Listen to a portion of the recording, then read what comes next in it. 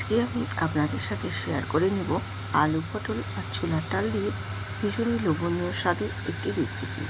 তো এই রেসিপিটি বানানোর জন্য আমি এখানে আলু আর পটল বেশ ভালো মতো করে একটু ছাড়িয়ে ধুয়ে নিয়ে জলটা ঝরিয়ে নিয়েছি। আর পটলটা কীরকমভাবে কেটেছি সেটাও আপনাদের সাথে শেয়ার করে নিচ্ছি।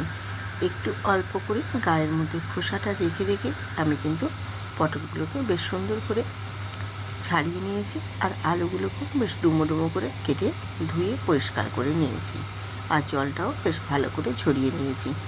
এবারে একটা মশলা রেডি করে নেব। আর মশলাটা রেডি করার জন্য আমি একটা মিক্সিং জার নিয়েছি, তার মধ্যে একটা বড় সাইজের টমেটো দিয়েছি, কয়েক টুকরো আদা আর দিয়েছি কয়েকটা রসুন আর দুটো কাঁচা লঙ্কা দিয়ে খুব ভালো করে একটা মিহি পেস্ট বানিয়ে রেডি করে নেব। এরপর চলে যাব গ্যাসেতে। গ্যাসটা অন করে একটা কড়াই বসিয়ে দিয়েছি, দিয়ে দিয়েছি পরিমাণ মতো তেল। আর তেলটা বেশ ভালো মতো একটু হিট করে নেব। তেলটা হিট করে নেওয়ার পর এখানে আমি প্রথমে ডুমো ডুমো করে যে আলুগুলো কেটে নিয়েছিলাম, আলুগুলোকে আমি একটু তেলের মধ্যে নাড়াচাড়া দিয়ে এপাশ ওপাশ একটু তেলের মধ্যে উল্টে পাল্টে দেব। এরপর আমি এর মধ্যে পটলগুলো অ্যাড করে দেব। পটলগুলো আমি সব এই আলুর মধ্যে দিয়ে এবারে দিয়ে দেব এখানে অল্প সামান্য পরিমাণে একটু নুনটা দিয়ে দিলে পটল আর আলুর মধ্যে নুনটা খুব ভালো মতো ভেতরে ঢুকবে, খুব ভালো মতো কিন্তু আলু আর পটলটা ভাজাও হবে। পটলটা বেশ সুন্দরভাবে নরম হয়ে যাবে আর আলুগুলো একটু বেশ হালকা একটু সেদ্ধ ভাব হয়ে যাবে। যেহেতু এখানে নুন দিয়েছি সেক্ষেত্রে আলু আর পটল দুটোই কিন্তু বেশ ভালো মতো সেদ্ধও হয়ে যাবে আর বেশ নরম হয়ে ভাজাটাও সুন্দরভাবে হবে। আমি রূপা ব্লগসের রূপা চ্যানেলে আপনাদের সবাইকে স্বাগত জানিয়ে আজকে সুন্দর একটি আলু পটল ছোলার ডাল দিয়ে সুন্দর একটি রেসিপি আপনাদের মাঝে শেয়ার করছি। আপনারা দেখুন, আশা করছি ভালো লাগবে। স্কিপ করবেন না, তাহলে বুঝতে পারবেন না আজকের এই রেসিপি আমি কিভাবে বানাতে চলেছি। আর যদি ভালো লেগে থাকে বন্ধুদের সাথে শেয়ার করে ভিডিওটিতে একটু সুন্দর করে লাইক দিয়ে দেবেন। আলু আর পটলগুলো দেখো বেশ সুন্দর করে ভেজে তুলে নিয়েছি। এরপর এর মধ্যে আমি গোটা গরম মশলা, গোটা জিরে, তেজপাতা আর একটা শুকনো লঙ্কা ফোড়নে দিয়ে দেব। দিয়ে ফোড়নটা একটু নাড়াচাড়া করে ভেজে নেব। কয়েক সেকেন্ড একটু ফোড়নটা ভেজে নেওয়ার পর তারপর ফোড়ন থেকে বেশ সুন্দর একটা স্মেল বেরিয়ে আসবে। সেই পর্যায়ে আমি এখানে দিয়ে দেব বেশ কিছুটা পরিমাণে পেঁয়াজের কুচো। আর এখানে পেঁয়াজের কুচোটা দিয়ে পেঁয়াজটাকে একটু নাড়াচাড়া করে পেঁয়াজগুলোকে ভেজে নেব এই তেলের মধ্যে। আর এইভাবে যদি রান্নাটা করে নেওয়া হয় এর স্বাদ অসাধারণ হবে, ভীষণই সুস্বাদু এবং স্বাদে গন্ধে এত ভরপুর অসাধারণ লাগবে যে যেটা গরম গরম ভাতের সাথে বলো, রুটি, পরোটা, ফ্রায়েড রাইস, নান সবের সাথেই কিন্তু খেতে পারবেন, এতটাই সুন্দর হয়। এরপর পেঁয়াজটা হালকা করে একটু ভেজে নেওয়ার পর আমি এখানে গুঁড়ো মশলাগুলো অ্যাড করে দেব। তো গুঁড়ো মশলা হিসেবে এখানে দিয়েছি কাশ্মীরি লঙ্কার গুঁড়ো, হলুদের গুঁড়ো, জিরে গুঁড়ো আর ধনে গুঁড়ো। আমি এখানে সমস্ত পরিমাণ গুঁড়ো মশলাগুলো 1 চামচ করে দিয়েছি। দিয়ে বেশ ভালো মতো একটু পেঁয়াজের সাথে নাড়াচাড়া দিয়ে কষিয়ে নিচ্ছি। এইভাবে গুঁড়ো মশলাগুলো একটু কষিয়ে নিলে কালারটা কিন্তু বেশ সুন্দর আসে। গুঁড়ো মশলাগুলো একটু কষিয়ে নেওয়ার পর আমি এখানে মিক্সিতে বেটে নেওয়া মশলাটা অ্যাড করে দিলাম। এখানে আমি মিক্সিতে যে মশলাটা বেটেছি সেটা আমি আগেই তোমাদের দেখিয়েছি। সেই মশলাটা দিয়ে এখানে একটু নাড়াচাড়া করে নেব। দিয়ে বেশ ভালো মতো কিন্তু একটু কষিয়ে নিতে হবে। যেহেতু এখানে আদা, রসুন, টমেটোর পেস্ট বানিয়েছি সেক্ষেত্রে যাতে আদা আর রসুনের কাঁচা গন্ধটা চলে যায় এই কারণে মশলাটা কিন্তু একটু বেশ ভালো মতো কষিয়ে নিতে হবে। আর এখানে মিক্সি ধোয়া অল্প একটু জলও আমি অ্যাড করে দিয়েছি। দিয়ে মশলাটাকে একটু কুক করে নেব বেশ ভালো মতো। দেখো একটু কুক হয়ে গেছে। এখানে আমি স্বাদ মতো নুন দিয়েছি। যেহেতু নুনটা আমি আগে আলু আর পটলের মধ্যে ভেজে নিয়েছি নুন দিয়ে, সেক্ষেত্রে নুনের পরিমাণটা পরে আমি একটু দেখে দিয়েছি, আপনারাও সেই মতো দেবেন। দিয়ে এখানে আমি 1 বাটি ছোলার ডাল ভিজিয়ে রেখেছিলাম 1 ঘন্টা আগে, সেই ছোলার ডালটা এখানে আমি অ্যাড করে দিলাম। দিয়ে মশলার সাথে খুব ভালো করে কষিয়ে নেব। বেশ দেখো কষানোটা সুন্দর করে হয়েছে, মশলার গা থেকে তেলও ছেড়ে গেছে। ঠিক এই রকম পর্যায়ে সুন্দর করে ছোলার ডালের সাথে মশলাটাকে কষিয়ে নেব।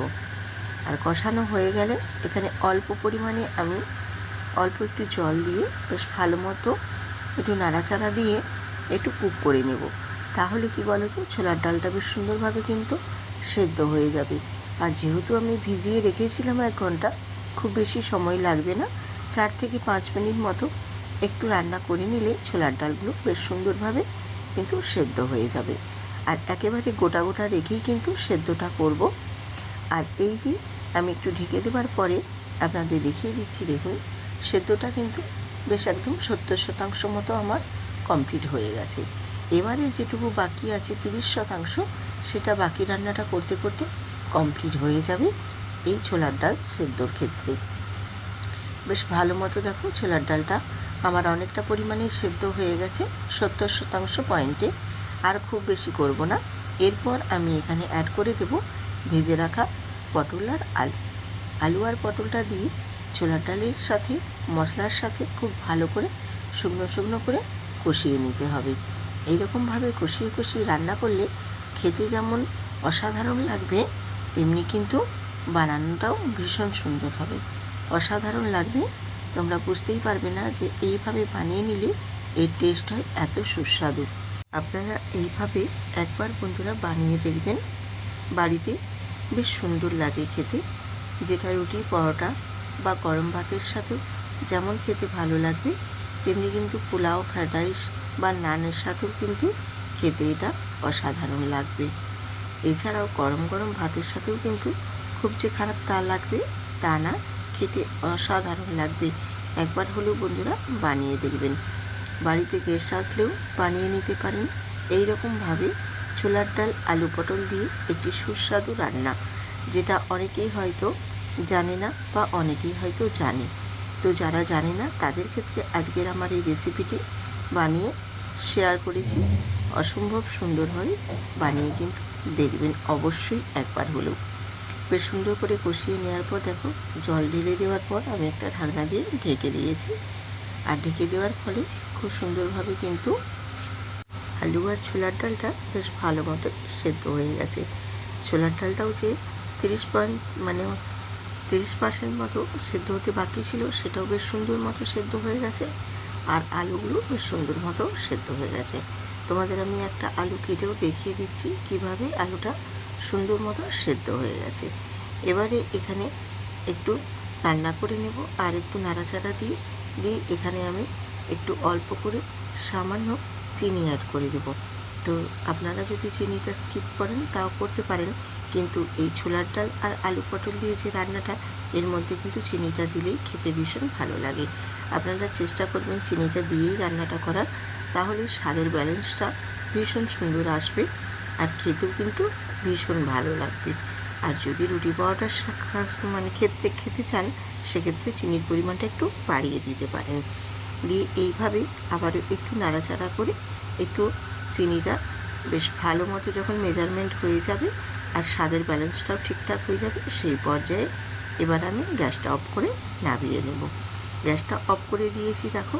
দিয়ে আমি এখানে নামানোর আগে একটু দিয়ে দেব 1/2 চামচের মতো ঘিটা দিয়ে একটু নাড়াচাড়া দিয়ে দেব, যাতে বেশ ভালো মতো করে সম্পূর্ণটা পুরো তরকারিটার মধ্যে একদম ঘিয়ের ফ্লেভারটা খুব ভালো মতো মিশে যেতে পারে। দিয়ে এবার আমি একটা ঢাকনা দিয়ে ঢেকে দেবো 2 মিনিট স্ট্যান্ডিং টাইমে।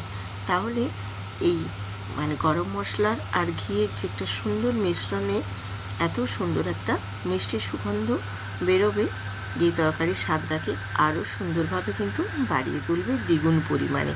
এতটাই টেস্ট এবং এতটাই সুস্বাদু এই রেসিপিটি হয়, একবার হলেও বন্ধুরা বানিয়ে দেখবেন। আর যদি ভালো লেগে থাকে অবশ্যই কিন্তু বন্ধুদের সাথে শেয়ার করে আমার পাশে থাকবেন এবং নতুন নতুন বন্ধুরা সাবস্ক্রাইব করে বেল আইকনটি প্রেস করে রাখবেন, তাহলে নিত্য নতুন রেসিপি দেওয়া মাত্রই পৌঁছে যাবে আপনাদের কাছে। আজকের এই রেসিপিটি কেমন হয়েছে বন্ধুরা কমেন্ট করে জানাতে কিন্তু একদমই ভুলবেন না। আবারও দেখা হবে পরবর্তী আরও সুন্দর একটি নতুন রেসিপি নিয়ে। আজকের মতো এখানেই শেষ করছি। সবাই সুস্থ থাকুন, ভালো থাকুন, টাটা।